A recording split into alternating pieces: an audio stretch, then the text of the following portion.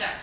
Allah melihat kita, Allah menyaksikan kita, duduknya kita, dirinya kita, bicaranya kita, diamnya kita, sendirinya kita, beramai-ramainya kita, selalu dalam pantauan Allah, setiap detik, setiap saat. Dan dalam ini apa yang perlu kita jaga? Yang perlu kita jaga adalah adab kita dengan Allah, akhlak kita dengan Allah Subhanahu wa taala. Maka akhlak ini disebut namanya ilmu ihsan.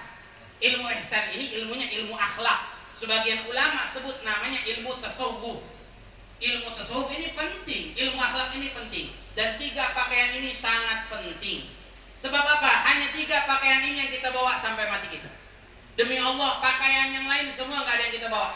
Pakaian harta nggak akan kita bawa kecuali cuma kain kafan gitu loh. Pakaian jabatan nggak akan kita bawa. Pakaian titel nggak akan kita bawa. Pakaian dunia semua nggak ada satupun yang kita bawa. Tapi yang kita bakal bawa pakaian iman yang kita bakal ditanya dalam kubur, man rabbuka. Yang kedua, amal soleh kita dari ibadah kita. Yang ketiga, akhlak kita. Itu yang menjadi pakaian yang bakal kita bawa. Sampai disebutkan mereka orang-orang soleh yang meninggal dunia, ketika mereka pergi, akhlak juga pergi. Kenapa? Karena kita bisa menyaksikan, melihat akhlak dari mereka. Kematiannya orang-orang soleh itu menjadi kepergiannya akhlak-akhlak yang baik, sifat-sifat yang baik satu persatu, teladan-teladan yang baik satu persatu. Karena mereka adalah pewarisnya Nabi kita Muhammad SAW. Makanya hadirin hadirat, kita baca maulid Nabi, kita ngaji nih tiap majelis, masya Allah kita baca maulid Nabi. Pernah tahu nggak apa sih tujuannya maulid Nabi? Maulid Nabi bukan hanya sekedar kita baca tentang Nabi Muhammad, bukan cuma sekedar kita baca tentang Rasulullah. Memang mengingatkan kita tentang Rasulullah, di dalamnya kita bersolawat kepada Rasulullah SAW. Tapi yang paling inti dari itu semua, mengenal Rasulullah supaya kita mengikuti Rasulullah. Apa akhlaknya?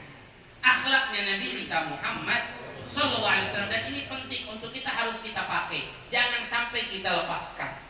Nah, apa yang terjadi kalau kita melepaskan pakaian ini? Mohon maaf, ini bukan prediksi, ini bukan ramalan, karena kita bukan ahli meramal.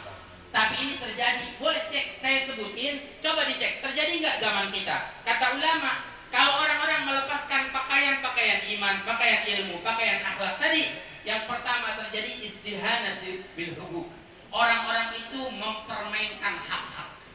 Sekarang banyak terjadi orang tua yang mempermainkan hak anaknya, anak yang mempermainkan hak orang tuanya, suami yang mempermainkan hak istrinya, istri yang mempermainkan hak suaminya. Sebab apa? Sebab kehilangan yang tadi. Mereka melepaskan pakaian ilmu, pakaian akhlak dilepaskan.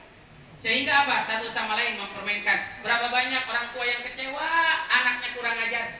Mohon maaf, kita nggak harus